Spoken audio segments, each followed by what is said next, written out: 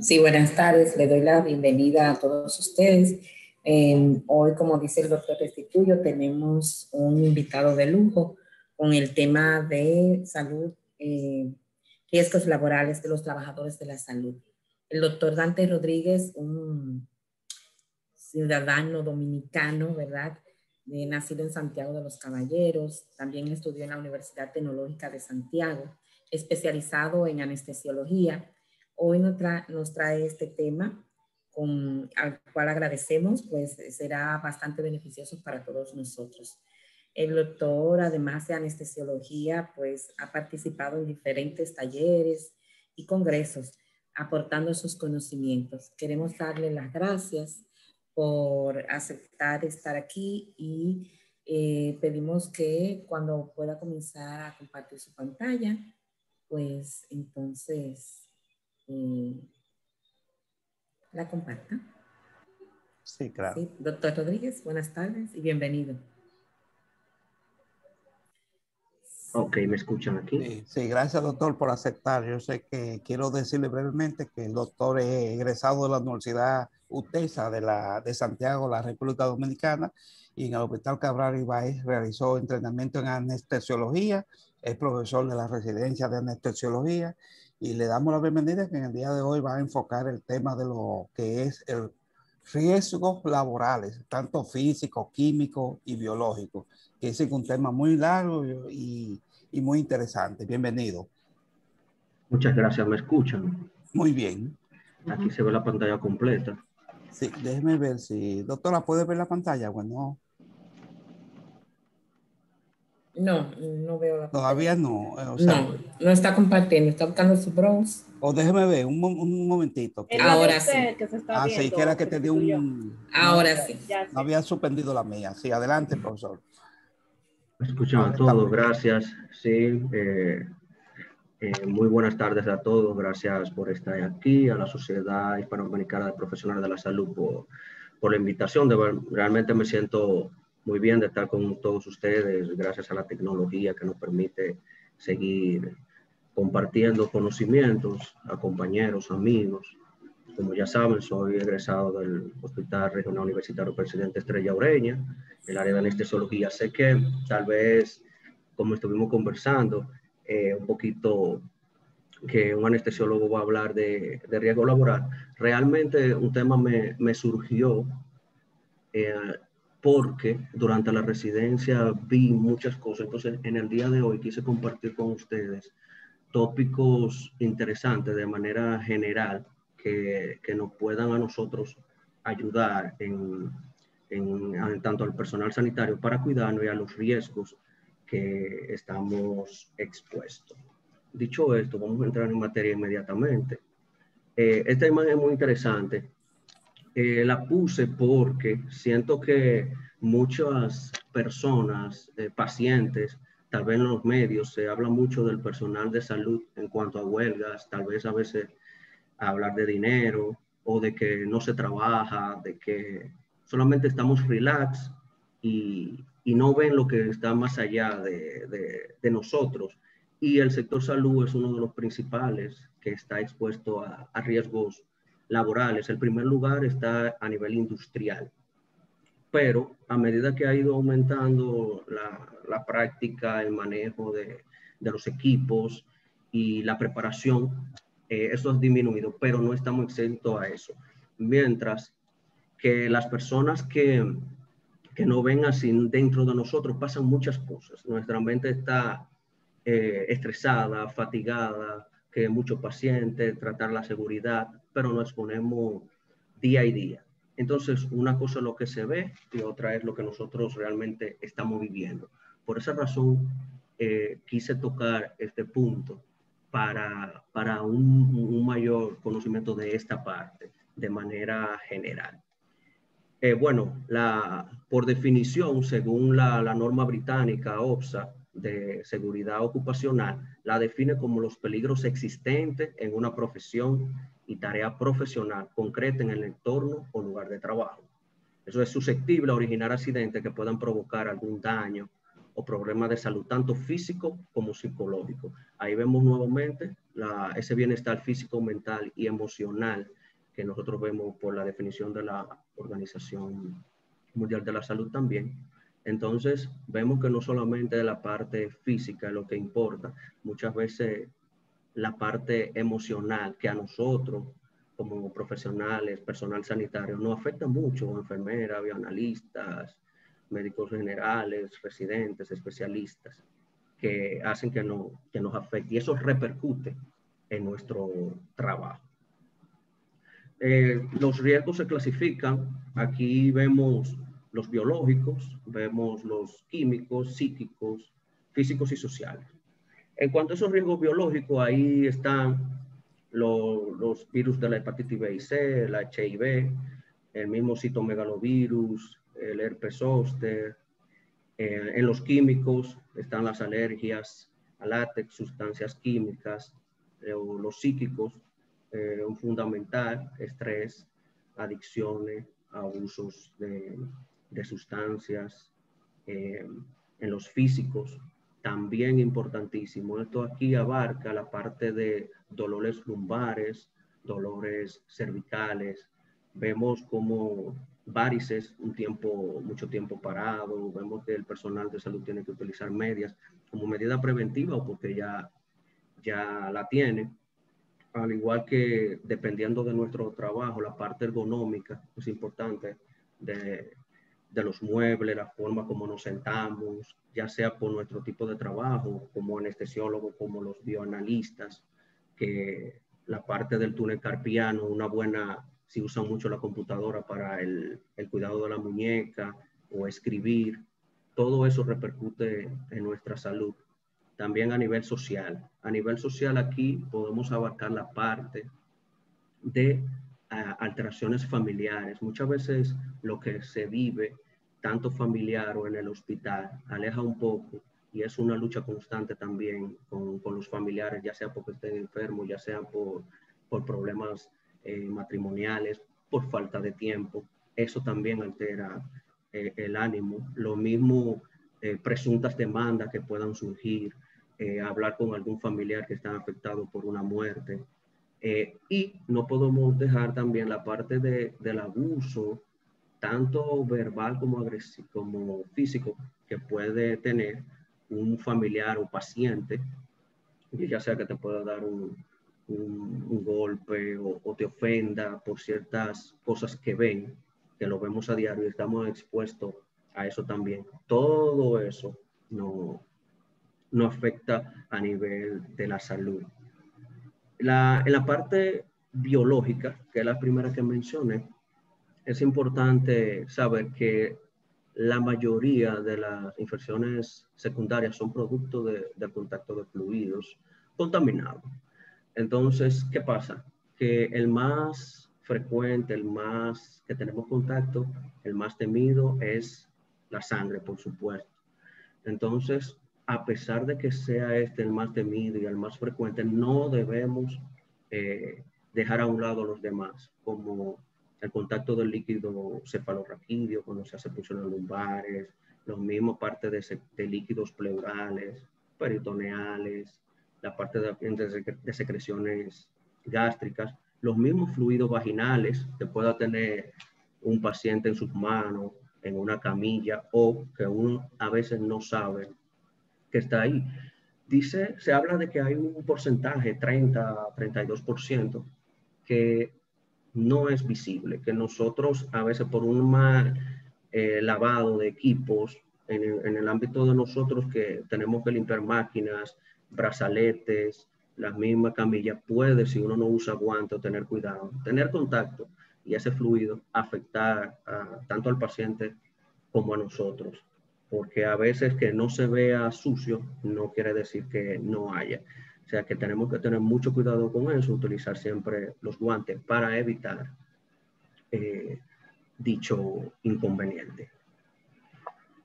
Bueno, la hepatitis B tiene una probabilidad luego de una punción accidental de 27 a un 43%. Esto quiere decir que es alta. Doctor, la imagen no sé si la está pasando, porque hay una sola, está fija.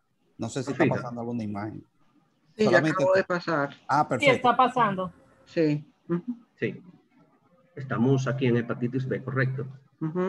Perfecto. Yes. Entonces, bien, les decía que hay una probabilidad alta luego de una punción accidental de un 27 a un 43%. Realmente por eso hay que tener mucho cuidado. Está mucho más frecuente que el VIH, la manipulación de sangres que nosotros o del mismo paciente. Hay un tiempo de ventana de 4 a 24 semanas desde que se produce el contagio hasta esa detección serológica. Es importante tenerlo en cuenta. Un periodo de incubación de 30 a 180 días. Se habla de que un 5 a 10% evoluciona a hepatitis crónica. También hay estudios que afirman que hay pacientes que han tenido hepatocarcinoma y que la vacuna reduce la posibilidad de contagio. Se habla que en países como Francia prácticamente es obligatoria ponerse todo, bueno, realmente todas las vacunas son importantes, pero han hecho mucho énfasis en la hepatitis B y ha disminuido bastante en todo el personal sanitario. Este contagio se disminuye mucho si es cutáneo. Es más, esta parte hablando de una punción accidental. Si es cutáneo, es mucho menor. La hepatitis C, contagio por sangre.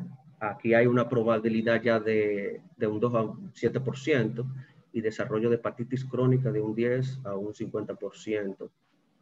Realmente aquí ya la vacuna no es tan efectiva ni la gamma globulina, por eso hay que tener pendiente cuando se sospecha o se le anda a hacer los virus a algún paciente o no sepamos el origen de alguna bolsa de sangre de una unidad. Aquí estos pacientes son portadores similares a los que están contagiados por VIH. Casi siempre vamos a ver pacientes con múltiples transfusiones, tener pendientes esos pacientes hemofílicos y pacientes sobre todo que son adictos a las drogas, sobre todo parenterales. Entonces en esos pacientes, en esa población, tenemos que enfocarnos para tener mucho cuidado y tomar las medidas del lugar.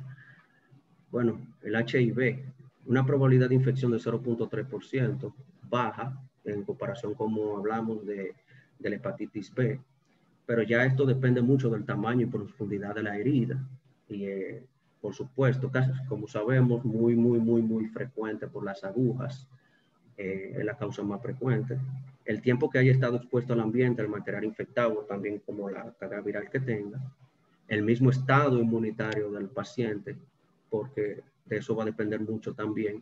Si su sistema inmunitario está debilitado, por supuesto que va a tener mucho más probabilidad.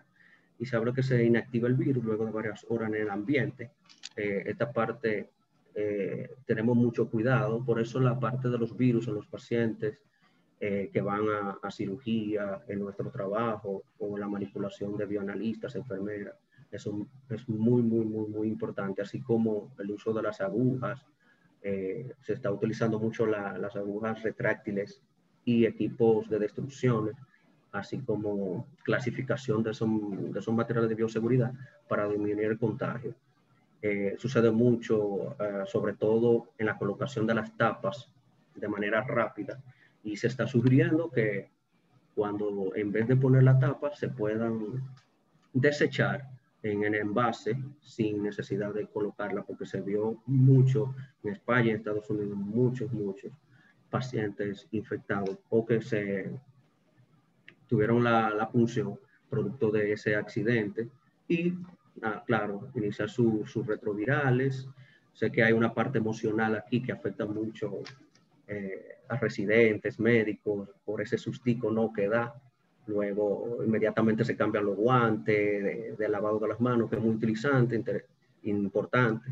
Iniciar sus retrovirales y saber el tiempo que podemos realizar la prueba, calmarnos, darle apoyo y saber que la probabilidad de infección es baja, pero debemos tomar la medida inmediatamente, que vamos a ver más adelante, y se habla que de 2 a 3 semanas para los anticuerpos y de 7 a 28 días de manera directa el virus. Estrés y fatiga, un punto muy interesante, sobre todo nosotros que acabamos hace poco de pasar una residencia, compañeros internos, médicos, que vivimos estos día a día. El estrés y la fatiga es un punto interesantísimo y muy básico, porque te afecta de varias maneras. Hay una disminución del rendimiento. Eso es lógico, hace que un personal esté más lento para aumentar la seguridad. Y eso no hace que sea un trabajo de calidad. Se habla mucho de cardiopatías. Hemos tenido pacientes con síncopes, cardiopatías, aumento de la frecuencia cardíaca, producto de los mismos estrés y fatiga. Y se habla que de 17 a 19 horas sin dormir afecta el rendimiento en el mismo grado que una concentración sanguínea de alcohol de 0.05%. Eso quiere decir que es muy, muy interesante, ya que nosotros, durante nuestra formación o el tipo de trabajo, los pacientes que tenemos, nos vemos expuestos a esto. Una pérdida, levantándose 5 o 6 de la mañana y una pérdida semanal de 2 horas, afecta el ritmo circadiano. Y esto es importante tenerlo en cuenta, tener un personal cansado. A nivel general, no solo el especialista, el residente, el avionalista, las enfermeras, aumenta el riesgo laboral, porque es todo un equipo, producto de la fatiga, que influye, ¿no?, en la toma de decisiones. Y se ha hecho a lo largo del tiempo una falsa seguridad de que yo pasé por eso, no me pasó nada, pero sí, claro que afecta al aprendizaje, es muy importante, a la toma de decisiones, también importantísimo, a los mismos accidentes cuando uno va hacia su casa, personas que viven en otro pueblo pueden tener accidentes, quedarse dormidos, aún en situaciones de peligro. Entonces hay que tener muy en cuenta esos microsueños breves que son muy, muy, muy peligrosos, y a veces cuando estamos con pacientes para la toma de decisiones que son a veces incontrolados. Entonces, yo lo extrapolo eso a cuando un refrán que dicen personas, yo manejo mejor cuando estoy borracho, ¿no? Realmente bajo el estrés, la fatiga, el alcohol, no va a ser normal el rendimiento de una persona. Entonces, esta parte tenemos que tenerla muy en cuenta para que el personal esté descansado y pueda tener mucha mejoría. El abuso de drogas, esta parte que mencionamos del estrés y la fatiga se relaciona mucho. A veces se habla por problemas sociales, baja autoestima, autocontrol, estrés, y lleva a tener el personal sanitario que sobre todo está más cerca de la manipulación, el abuso de drogas, para saber mejorar el rendimiento del trabajo. Entonces, en este cuadro me pareció interesante porque se toca ciertos tópicos de cualquier compañero, amigo que nos pueda llamar la atención y uno poder tomar conducta, ¿no? Y vemos aquí de manera rápida la preferencia por trabajar solo, una persona que quiere siempre estar en el hospital, ausencias inexplicables, cambio de comportamiento, uso de mangas largas para disimular tal vez señales de pinchazo, pérdida de peso, una persona que se ve intranquila, que se pierden fármacos, aumento, incumplimiento, todo eso nos llamaría la atención y es importante que lo tengamos en cuenta, ya que muchos de nosotros estamos cerca de fármacos que no puede comenzar a usar, y cualquier compañero o amigo pueda ayudar a que no, tanto él como el paciente tenga afectaciones. Por eso la parte que conversamos del estrés, la fatiga, ayuda a que todo esto se disminuya. Es importante conocer la personalidad también del ser humano, porque a veces ya desde antes son adictos, y eso es un punto que tocaremos más adelante que sería bueno tener en cuenta. Riesgos alérgicos, bueno, brevemente los riesgos alérgicos, se habla que un 12 a 16% de manera perioperatoria al látex.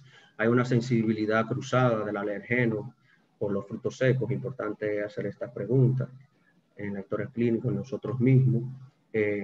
Los de dermatitis de contacto y cuadro respiratorio, sobre todo que aumenta por las proteínas y el talco. Por eso se ha tomado medida de utilizar guantes sin talco para disminuir esos cuadros respiratorios, esa dermatitis de contacto, esa piel reseca, y también la parte de la calidad, que muchas veces son guantes que no son de muy buena calidad, hay que ponerse doble, se pueden romper, y también puede tener riesgo a contacto con cualquier sustancia, con algún fluido. Por lo que es bueno tener eso en cuenta. Se está utilizando mucho ya los guantes sin talco de mayor calidad y ha disminuido mucho la dermatitis de contacto, pero los cuadros respiratorios se han visto afectados por el personal de la salud. Bueno, la contaminación acústica es muy interesante, a veces no se le da mucha importancia, pero sí, sobre todo en la parte de quirófano, en lugares que son cerrados. Se habla de que una intensidad de ruido durante 8 horas que supere los 80 decibeles puede producir pérdida de la audición. En un quirófano se habla que hay un 70 o 75 decibeles.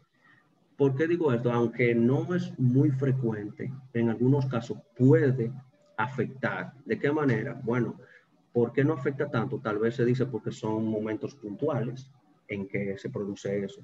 Una persona que está, por ejemplo, en quirófano, se habla, una conversación normal tiene 50 decibeles, por ejemplo, más el ruido que pueda hacer el electrocauterio, el aspirador, una música, la mismo audífono que tú tengas, el equipo de monitores, de aspirador, todo eso junto durante un largo periodo de tiempo puede afectar a través del tiempo.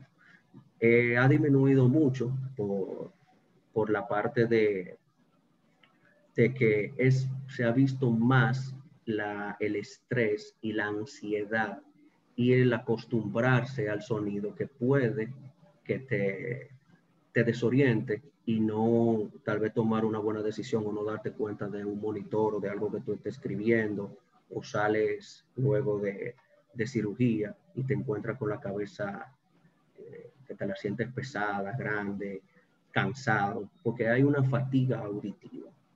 Y aunque no lo pierdas, que hay personas que la han tenido, pero por periodo prolongado, como le dije, vemos que el ruido en el quirófano está en el borderline.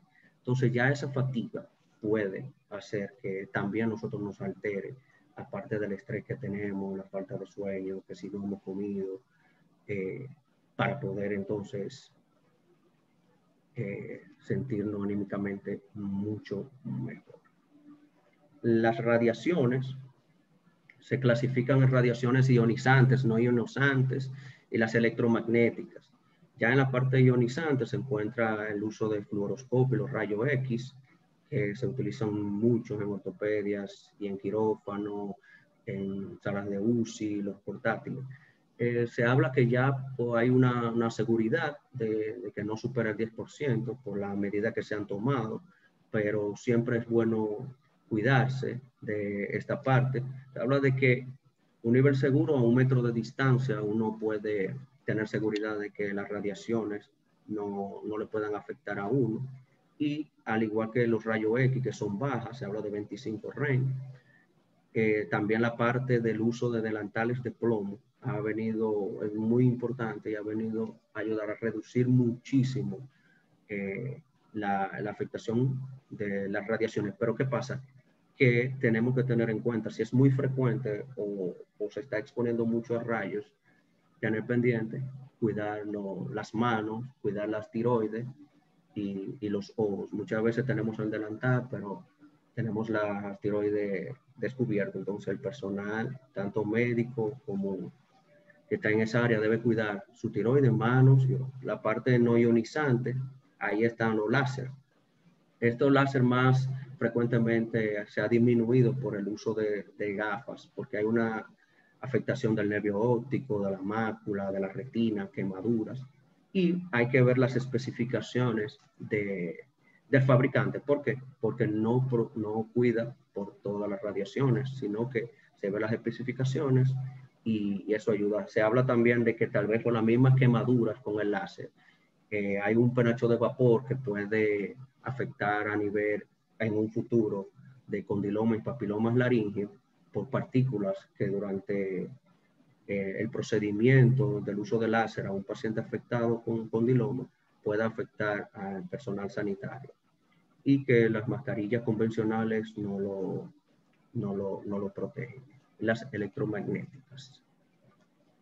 Bueno, hablando un poco de los riesgos biológicos, volviendo un poquito atrás, aquí vemos las medidas universales de protección frente a la contaminación biológica. Y desde siempre nos hablan de la importancia del lavado frecuente de las manos. Esa es 1A.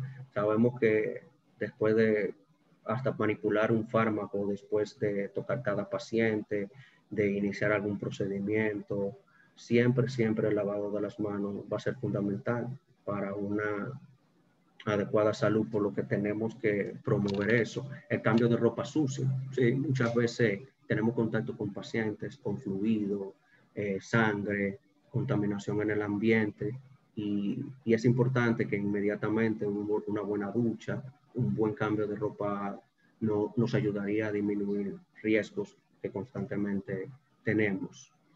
Las mascarillas, protecciones oculares, también se habla en la parte de la tuberculosis, es porque se ha estado estimulando que se hagan pruebas de tuberculina, sobre todo al paciente cuando se tiene contacto con pacientes con HIV, porque puede haber una activación de cepas y el personal de salud verse afectado. Por supuesto, los equipos, la desinfectación, esterilización de todos los equipos es importantísimo. Bueno, sobre las medidas recomendadas ante una punción, sabemos que vimos la parte del HIV y de la hepatitis C. Es importante retirar el objeto punzante inmediatamente, limpiar la herida bajo el chorro de agua, permitir o inducir el sangrado durante 2 a 3 minutos, desinfectar la herida con yodo, cubrir la herida con un apósito estéril, acudir al servicio de medicina preventiva. Sé que nos llena un poco de ansiedad, pero inmediatamente las medidas, ver si con lo que nos contamos el paciente tiene algún virus, de no, pero como quiera, universalmente debemos hacerlo ante todo. Aquí yo puse este cuadro sobre, me pareció interesante sobre la clorhexidina, porque vemos que tiene una acción rápida, una actividad residual y tiene menos reacciones alérgicas raras en comparación con el alcohol y la iodopovidona.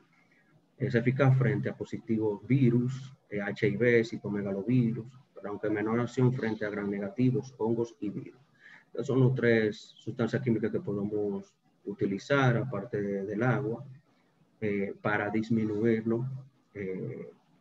las afecciones, las reacciones infecciosas en nosotros. Aquí vemos algunas recomendaciones que quise poner sobre el personal vacunado, más ahora en este momento de pandemia que todos vivimos, que hay muchas especulaciones, pero de manera no oficial, pero sí es importante la vacuna, no solamente para el COVID-19, sino también para las demás infecciones que le mencioné. La esterilización nuevamente y desinfección de los equipos. Una buena capacitación al personal. Esta parte es interesante porque tanto una buena capacitación en enfermería, en el mismo personal de limpieza, ayuda a que disminuya el riesgo porque tienen una mejor utilización del instrumento o del lavado del personal, que muchas veces no te pueden dañar un equipo, provocar algún tipo de incendios o no limpiarlo bien con las soluciones recomendada y uno, a pesar de que esté limpio, pueda tener el riesgo de infectarse. Perdón. El buen uso de la ergonomía, bueno, la parte ya del cuidado de asientos para el personal que tal vez trabaja en un laboratorio, buena iluminación para evitar la fatiga ocular, la incorporación de la tecnología, hablamos de la parte de destrucciones de agujas, de clasificación de los equipos de bioseguridad, la postura. En las evaluaciones médicas y psicológicas, pienso que es importante porque como cada día estamos expuestos a eso, regularmente se puede hacer ciertas evaluaciones y la facilidad, como en el caso de ahora de la pandemia, que uno pueda tener acceso a una PCR de manera rápida, independientemente si hay sospecha de algún paciente que llegó de emergencia o de que se tocó algo, o que cada X tiempo se haga para tener un personal de salud saludable. Una señalización de seguridad adecuada, con un buen calzado, saber cuando el piso está mojado, si hay alguna grieta, utilizar unos calzados que nos permitan desplazarnos de manera rápida y evitar caídas, así como buenos equipos de protección, nos ayudarán a que todo esto disminuya y repercuta en la salud. Esta parte de la seguridad laboral es muy amplia, hay mucha tela que cortar. Pienso que siempre hay que tener mucho ojo con las recomendaciones y esta parte, tanto para los compañeros como para nosotros mismos que día a día nos sometemos a eso, y no escatimar esfuerzo para que cada día se conozca más el personal sanitario sobre la importancia de esto y tener un personal que pueda tener menos estrés, que pueda tener una mayor tranquilidad y para que su trabajo sea mucho mejor. Bueno, esto es todo. Muchas gracias por su atención. Aquí les dejo mi correo electrónico y mis redes sociales.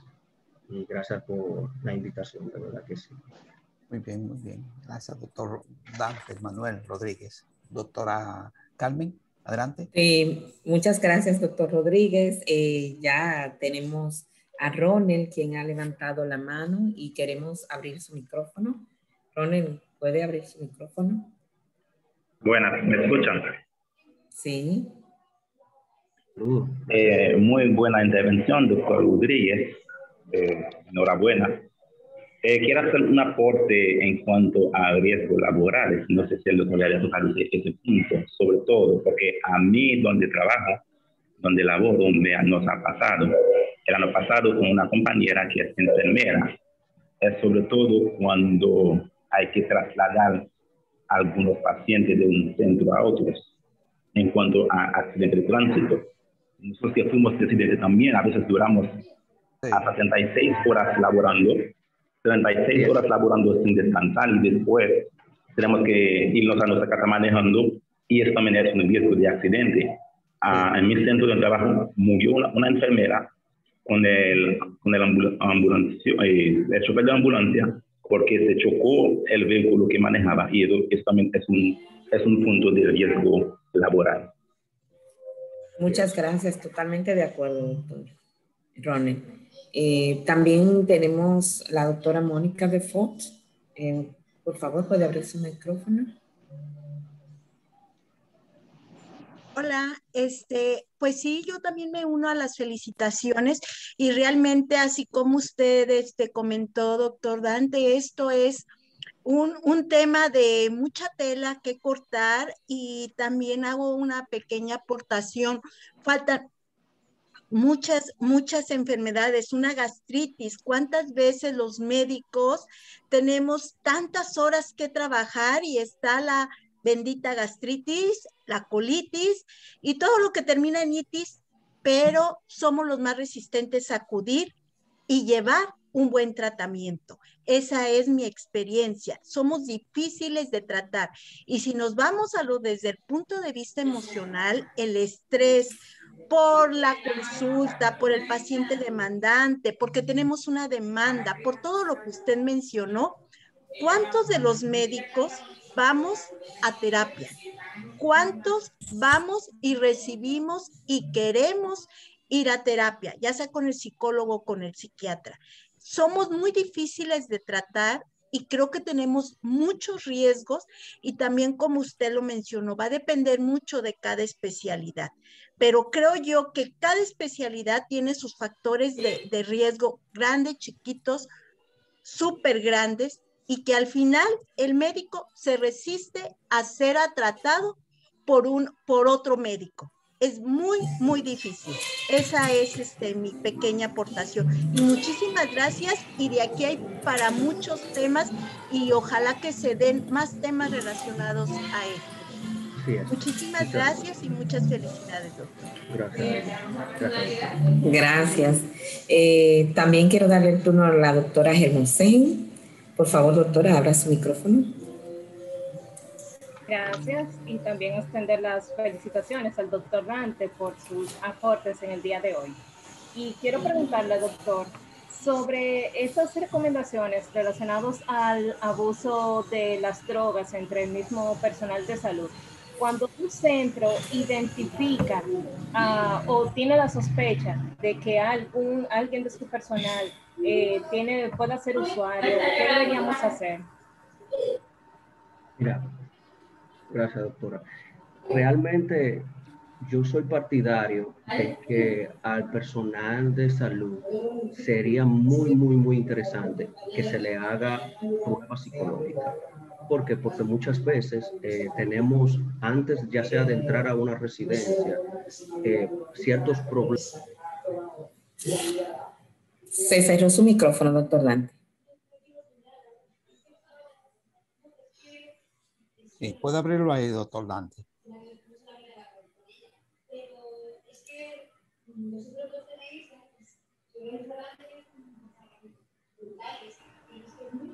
¿Me escuchan ahora? Ahora sí. Excelente, Gracias. perdón por el cierre del micrófono. Está bien, gracias. Le comentaba, doctora Hermosén, que realmente yo soy partidario de que cuando se va a entrar a una residencia es importante que al personal sanitario se le haga exámenes psicológicos, porque muchas veces ya desde antes, ya sea que tenga cierto trastorno de personalidad o alguna adicción, se pueda detectar a tiempo, ya que va a tener mucho acceso a los fármacos. Pienso también que cada X tiempo se podría hacer pruebas de exámenes como antidoping y pruebas de laboratorio, así como siempre estar pendiente de su personalidad o de cualquier cambio, podría disminuir mucho el abuso y adicción a drogas, así como los medicamentos controlados, que haya una manera de que en vez de dártelo, que algunos hospitales acá lo hacemos, tú tengas que firmar para saber a quién se le dio, y así se haya un control de los fármacos y evitar que no se lo lleven o que lo utilicen de manera personal. Pienso que eso puede ayudar mucho. Muy bien, muy bien. Doctor Rodríguez, le quiero preguntar, y quizá va extensivo a la doctora Hermosén, con el corazón en la mano, usted que está y ejerce en los medios públicos de Santiago, República Dominicana, que es la segunda ciudad más importante del país, en la política de la prevención, ¿cómo usted puede definir el apoyo de los protocolos para la prevención de riesgos laborales en la ciudad, en la provincia? Realmente pienso que se habla muy poco de este tema.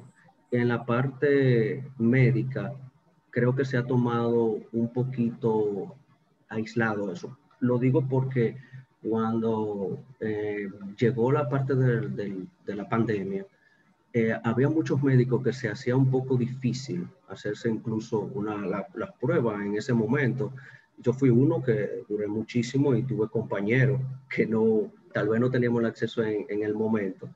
y se habla muy poco porque a veces el personal de salud o no sabemos el riesgo, pero no tenemos tal vez las condiciones en el hospital para de manera rápida, no sé, ponerte una inmunoglobulina, hacerte algún laboratorio, alguna radiografía. A veces nosotros mismos tenemos que salir a consulta de nuestros hospitales y yo duro 1 hora, 2 horas trabajando en un centro de salud para detectar. Entonces yo pienso que debería ser un poquito más en la parte hospitalaria, más enérgico con eso, de que el personal se vigile, se le hagan estudios frecuentemente, tanto de imágenes, de laboratorio, que cualquier afección tenga un acceso rápido, pero no se habla tanto. Creo que hay que mejorar en esa parte del país. Creo que la doctora Yocasta quiere opinar algo. Sí. Doctora Hermosey. Bien, es otra pregunta para el doctor. Sí. Sobre cómo disminuir ese riesgo, ese estrés y esa fatiga. O sea, ¿qué aportarían esos centros de salud para beneficio de su personal y tratar de disminuir ese estrés que usted hizo tanto énfasis? A mí, yo siempre digo que yo debí irme por el área de salud mental, porque a mí me gusta mucho la parte emocional. Yo siempre hablo de eso. Pienso que nosotros, los médicos, somos de los más afectados. Y esa parte de los centros de salud, la parte que mencioné del sueño, se ha hablado de que periodo de descanso de 45 a 1 hora puede ayudar mucho el rendimiento del personal. También la parte hay personas, bueno, la doctora mencionó del café, que uno con el estrés toma café y empeora más. Entonces, tenemos que tener eso pendiente. Básicamente, ¿qué pienso? Bueno, dormir, entender y hacerle énfasis a las autoridades o a nuestro jefe de la importancia y la repercusión de la fisiología del sueño. También la parte de hacer ejercicio, técnica de relajación, no llevar el trabajo a la casa. Muchas veces seguimos en la casa y tomar tal vez algún hobby que tenemos, hacerlo, disfrutar con la familia. Yo creo que puntos tal vez sencillos como eso, no hay que hacer nada, o hacerlo nosotros como personas y a nivel de la institución, que el personal pueda descansar, pueda comer, pueda tomar una buena ducha. Tan sencillo como eso, y dormir tal vez 1 hora puede ayudar a que el rendimiento y la fatiga disminuya en el personal. Doctor Rodríguez, Dante, ¿hay algún protocolo en el Cabral Ibáez o en los hospitales grandes de enseñanza, como el que usted es profesor, en la prevención de los accidentes? Por ejemplo, pincharse un dedo, sobre todo en un hospital tan grande como el Cabral Ibáez, que recibe internos y extranjeros que son internos, preinternos, y se pinchan el dedo o no encuentran un guante de manera rápida o no se lo ponen. ¿Existe un protocolo que se establezca que vigile eso allá, que se asegure que eso camine bien?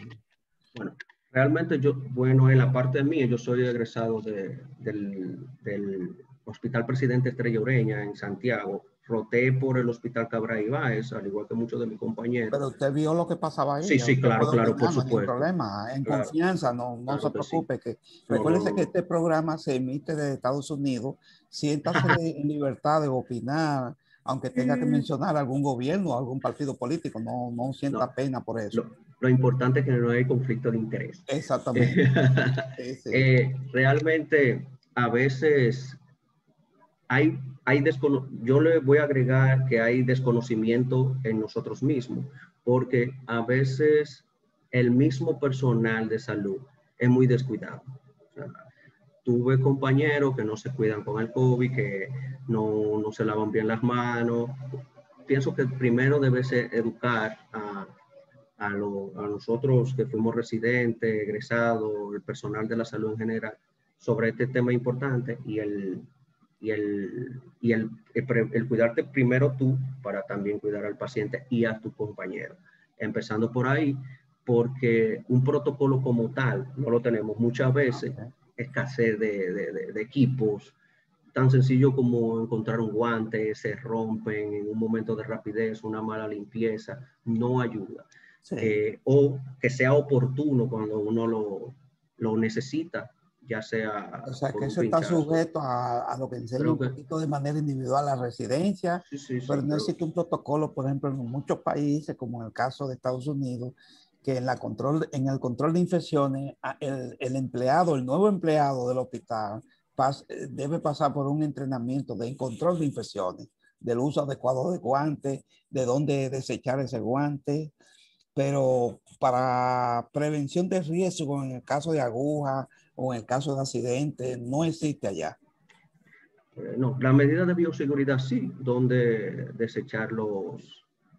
los equipos tenemos, se utilizan, eso se cuida mucho y para cuidar también al personal de limpieza, que muchas veces uno se lo dice, mire, mi doñita, tenga cuidado, aquí hubo un paciente infectado. Y en su Nosotros mismos. doctor, en su presentación no recuerdo si usted mencionó estadísticas, no sé si la ha leído, la ha reportado, porque aquí las estadísticas se toman mucho en cuenta. El porcentaje de lo que se accidentan en riesgos laborales en Santiago ahí se lleva, ¿hay algún estudio sobre eso? Es una pregunta muy interesante. No tengo los datos, Okay. no tengo los datos, pero sí, realmente es muy interesante. No sé si alguien lo tiene. Yo particularmente la voy a buscar, pero sí debe haber, claro que sí. Sí. Pero no tengo los datos. Porque déjeme comentarle ya para pasar a otra pregunta de alguien. No sé si la doctora Raiza está en la línea, me gustaría que ella pueda abrir su micrófono, que tiene mucha experiencia en ayudar, en identificar protocolos de prevención y adelantar prevención de riesgos. Quizás ella puede opinar, pero no hay mucho trabajo. Aquí, por ejemplo, en cosas tan sencillas, nuestros profesionales se le entrena para cosas tan sencillas como una certificación de asistente médico y le sale la pregunta directamente, dice, ¿cómo te puede prevenir más fácilmente una infección o la cadena de infección? ¿Cómo te puede prevenirla? La manera más simple y sencilla, que es con el lavado de la mano, la importancia del lavado de la mano. Así como usted hablaba de esa, que no se toma en cuenta, que muchos no tienen la conciencia, es el gobierno, es el sistema que debe implementar eso. Sí, o sea, que es un punto interesante que se hable en la prevención de riesgo, porque eso implica la seguridad del estudiante, del residente y del profesional que está ahí. Correcto. Sí. Gracias, doctor. ¿Alguna otra pregunta, doctora Rodríguez? ¿Alguien más? Creo que Evelyn está levantando la mano, la doctora Evelyn.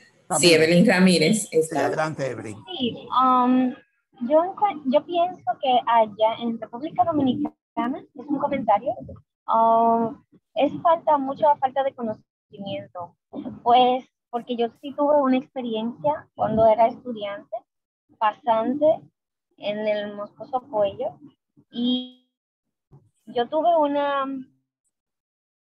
me cayó sangre en un ojo, en un procedimiento. Okay. Y yo no recibí, yo tenía desconocimiento de qué debía hacer. Claro, y los médicos, la doctora con la que estuve no me supo orientar. Y yo como estudiante no sé qué hacer. Sí, es un riesgo grande. Solamente me dijo, bueno, lo único que yo te voy a ayudar, y me dijo, le hizo las analíticas pertinentes, porque el paciente solamente era una cirugía menor, un hemograma, y nada, yo tuve que por mi lado buscar y tomar la profilaxis en lo que salían las analíticas. O sea, por eso digo que allá debería de implementarse el conocimiento desde que uno es estudiante. Sí, claro. Eso es lo que se refiere el doctor Restituyo, es a que, por ejemplo, aquí nosotros tenemos un registro inmediato. La OSHA, que es la agencia que protege la seguridad del trabajador, debe en toda clínica, centro médico, usted encuentra una hoja de registro y debe de inmediatamente comunicarlo a las autoridades pertinentes y a su supervisor inmediato. No sé si alguno de ustedes de los que laboran en República Dominicana sabe que está ese registro, si los tienen implementados y si se está llevando. Y yo le La puedo doctora contar ahí. Germosen, la doctora Germosen, sí. Germosen, Ahí adelante. sí le puedo doctora. comentar. Sí existe el registro y sí están las unidades donde se puede tener la terapia preventiva, pero es como dijo Evelyn, no están informados. Yo tuve la experiencia hace 2 semanas de que unos estudiantes míos, siendo voluntarios en las jornadas de vacunación de COVID, se ensuciaron y se pincharon. Entonces ellos alarmados porque empezaron internado y ni siquiera la universidad les hizo el comentario de que existían estas unidades, que deberían hacer, dónde dirigirse, y no tenían ese conocimiento. Entonces, estando conmigo, como yo tengo el contacto con las unidades, sí le pude informar, pero ellos estaban muy temerosos cuando sufrieron eso porque nunca nadie les habló desde que iniciaron la escuela de medicina. Wow. Y es como dijo el doctor Dante, no está la información, no se comparte y nadie está enterado, pero sí estaría, sí están los lugares, los hospitales municipales y los hospitales de alta complejidad que tienen la terapia preventiva y ese registro, pero no lo saben. Estudiantes, tal vez a veces los residentes sí lo saben, es porque trabajan en el hospital y tuvieron contacto, pero no saben dónde dirigirse. Claro, claro, eso es muy importante. Dante, ¿usted quiere, doctor Rodríguez, algún comentario? Agradecerle, si no hemos preguntado a ustedes, de verdad, por el recibimiento. El tema muy interesante. Ojalá y en otra ocasión podamos seguir avanzando de este tema. Sí, fíjese, Dante, que yo tuve la oportunidad de hacer un entrenamiento en Puerto Rico como médico, pero fui a un entrenamiento de enfermería y dentro de la práctica que me tocó participar en una feria de la salud. Como práctica en los servicios comunitarios que me tocaba hacer una práctica, ya incluyeron una feria.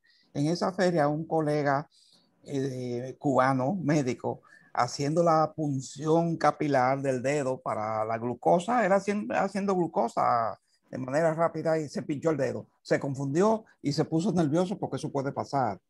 Se puso nervioso. Usted como anestesiólogo sabe que los que entran a la residencia, pues el que se pone nervioso, pues, y en este caso se puso nervioso y se pinchó el dedo. La aguja estaba limpia, era una lanceta, estaba limpia, pero la universidad tenía un protocolo.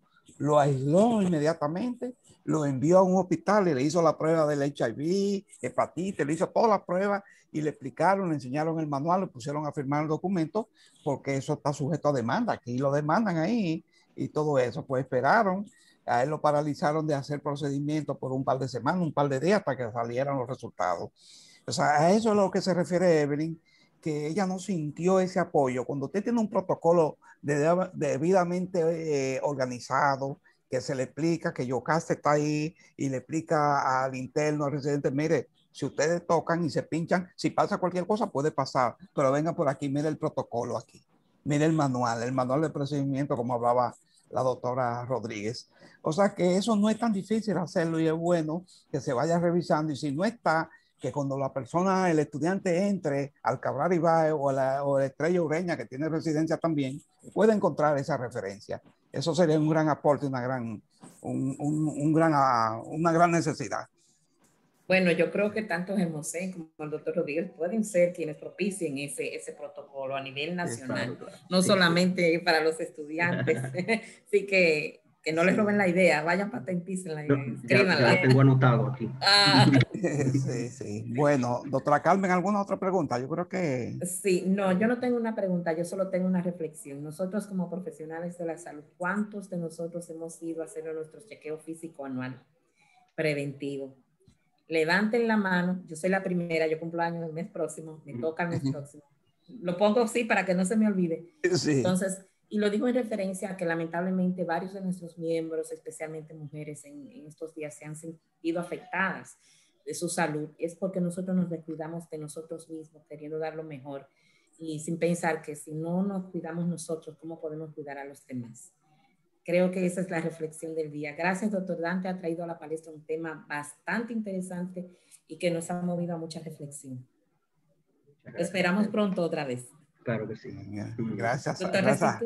Sí, muchas gracias, doctora Carmen, y a Dante también por su esfuerzo y que hizo un gran sacrificio porque se salió de su especialidad para hablar de este tema. Yo sé que la doctora Yocasta lo estimuló para que hiciera eso. Para que se hiciera así. Gracias a usted por participar y aceptar esta invitación y dedicar parte de su tiempo. Y a todos los participantes de desde Washington, como la doctora López, la doctora Laura de Bolivia y los diferentes profesionales en diferentes ciudades que están en esta plataforma. Le agradecemos su entrada de Colombia, como Marta, que siempre colabora con nosotros. Le deseamos lo mejor. Gracias por su participación. Muchas gracias, doctor. Buenas tardes, Muchas Marta. gracias, doctor. Muchas Saludos a gracias. todos.